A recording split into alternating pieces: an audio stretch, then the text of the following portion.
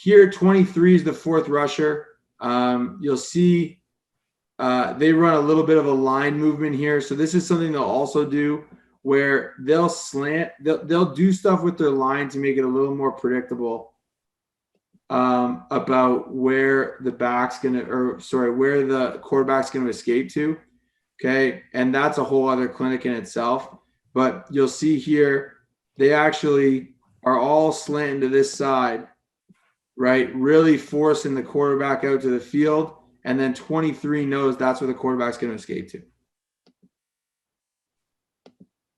Right? So now we see, okay, well, what do we want in the pass rush? Well, I want one-on-ones in the pass rush. I'm not going to get them in the 30. Well, there's a one-on-one, right? With a 5 technique. He's winning on the high side. Beautiful. Now, 23's in space, and if he wants to step up, we can play it. We've got vision on the quarterback, and this player doesn't, right? And that makes it really tough, you know, for the offensive lineman. You see here, 23 waits out the quarterback. Doesn't take a great angle, but again, you know, we're able to contain the quarterback there. This one also shows the star on the back fairly well as well. So there's our fourth rusher again, showing up where we need them to show up. 3-on-2. Now there's a bit of a bust down here, right? This is the coverage clinic. Okay. 3-on-2, and then we're 1-on-1 on the back. This one I got cut a little short. This is a great clip of the technique we want to see from both defensive ends. So this is actually Baylor running it. Similar idea, 3 safeties. Okay. Here they're probably playing one of their Tampa variations. Okay. Exact same structure. You're going to get the end, going to play inside. You're going to get the nose to leg off the center. And then you'll see the challenge it creates here. So they're trying to run, it looks like, at least a little bit of a wider zone. And the 4-eye on the backside doesn't take a great angle, but you'll see, especially when we get to the tight, the challenge for this backside offensive tackle. Okay. The guard's got to go like crazy to try and help with the center up to the mic. Okay.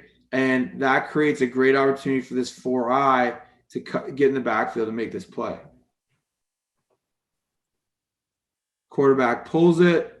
Now I would tell, you know, make sure that we're flat enough here, right? We don't run by this.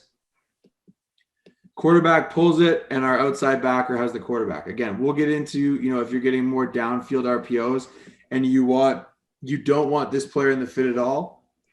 Okay, but as a base rule, you could play it this way, right? You have your outside linebacker for the quarterback. It's also great for, you know, again, mobile quarterbacks. If you don't want your defensive ends on the quarterback on the pull, right, is a great way to get them out of that situation.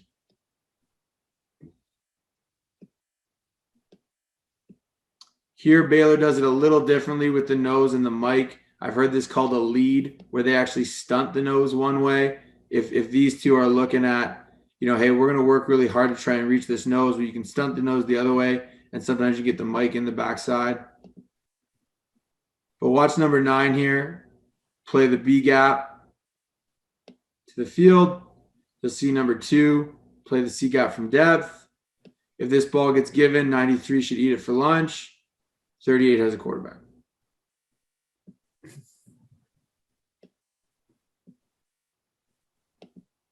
Okay, almost an identical clip. Again, you'll see how far, you know, and you see why they're doing it here. So we've got downfield RPO on this side, and we got pre-snap RPO on this side. So what's the offense looking for? If this guy's in the fit, they're going to block up the low player, and they're going to, you know, create an Oklahoma drill on the outside with that safety, right? That's what they're looking to do.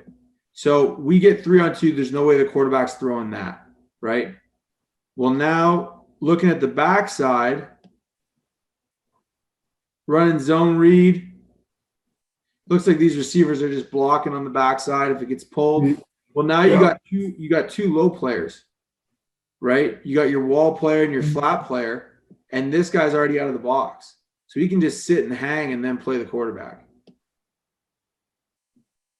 Again, you see if the ball gets given, the 4-eye is going to eat it for lunch. Frustrating from an offensive perspective. Absolutely. Now they missed the tackle there, but you see the way the fit's supposed to fit up. Okay, so what if we don't get inside zone? Basically, we've been showing inside and outside zone the whole time here. We'll show one more because this is kind of the what I call that fix it adjustment, or basically having your star play the quarterback. So here they're going to RPO. Okay, so they got super wide split. They're going to RPO. They're going to try and crease this in behind. Right, again, you look at this picture, you kind of got to blink and go, wait, who's covering these gaps? So this is actually a one back power RPO, okay, but it shows a lot of really good things. So here's our 3-on-2 in the boundary. We're in great shape. Okay, they're going to throw a quick game here. We're all over it. Quarterback has to give the ball, right? There's no grass out there to throw the RPO into. Okay, you'll see the star coming down. If the quarterback pulled it, the star's got him. Okay, and then you'll see the field backer and the mic fitting this power on the front side. Now, I honestly don't like that 12 gets his nose in here on the front side. I like him to make sure, really, like you tell your defensive end, make sure this guy doesn't have it on the boot. Okay, you see it here. Now we're just getting a pull, right? So our mic's going to play over the top. His gap's gone. Nose is still fitting backside of the center.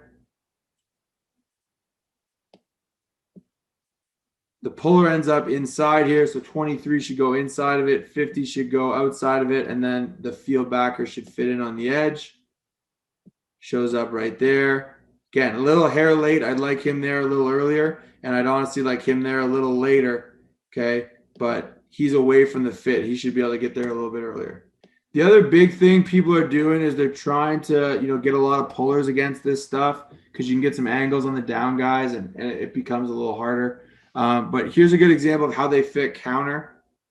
I'll play the tight. It's better to the tight.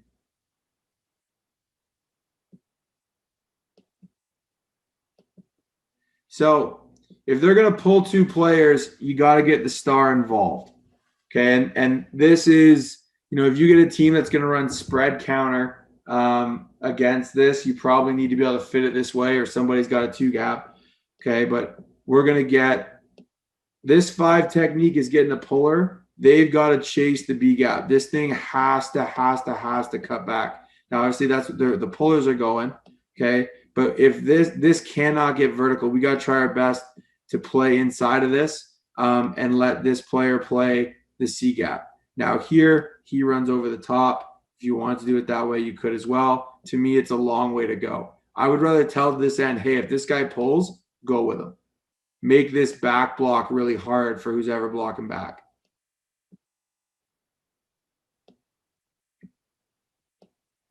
Center steps this way. So where's the nose go? Lags. Okay, the puller pulls the mic with him. So you see we're B gap, A gap. Really, we got to go cancel this A gap. There's only 2 gaps left. So we've got, if this became bootleg, it's for the backer.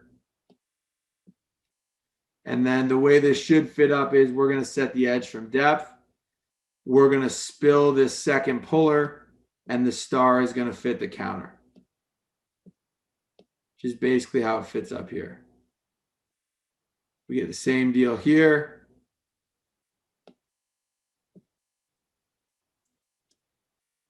Again, if you want to pull and throw, like this guy could hold a little longer, right? We want to, make sure that this isn't RPO. But again, that star backer ends up fitting up the extra stop. Yeah, agreed, Coach Horn. Yeah, it's a doable job, that A to C. You just want to make sure you got, if the back is faster than the linebacker, those Georgia guys can run pretty good. But it's a challenging part of it.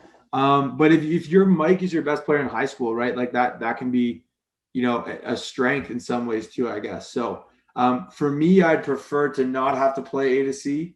And I'd prefer to have a bit of a better edge presence than that player coming out of the A gap. But this is talking about how they do it. We'll talk about kind of how I would do it in the Canadian context coming up in a bit. So here again, you see you get the 2 pullers. We need 3 hats to the party. Spill it, set the edge. 12 is going to fill it. If you've got a really, really good player at the star, your defense is going to be good.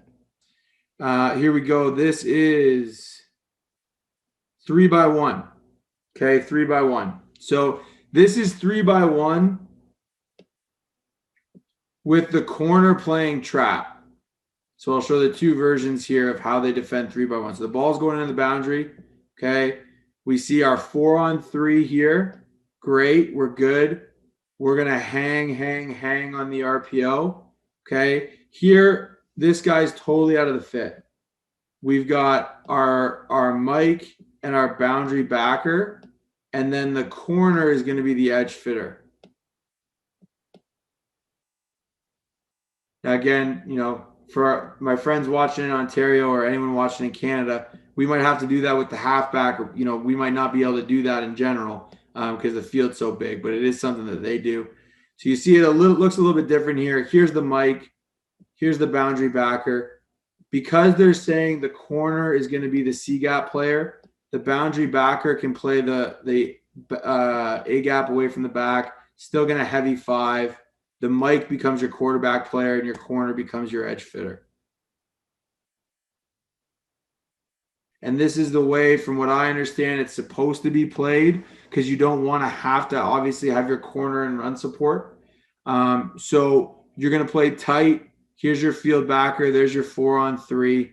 Okay, hanging on the RPO. Here's your nest or quarterback player. Okay, and then this backer is going to play A to C.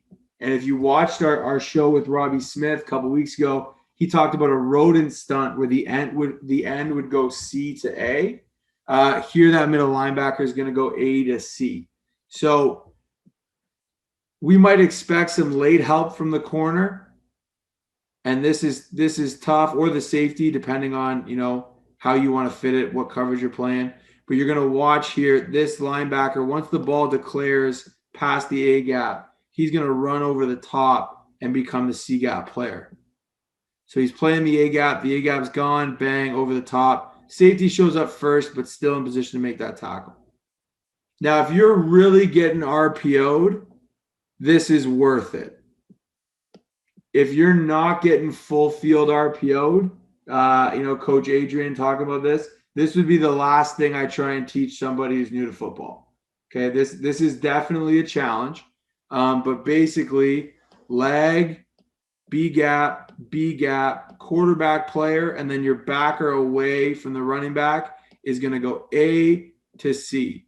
And the way I've heard it taught is that no running back worth his salt is going to run into the B gap when the Mike steps up, right? Especially when you got this nose. They're going to run to the open space, so the Mike will play over the top. So there's, get your toes in the A gap, right? Ball carrier declares away, we'll play over the top.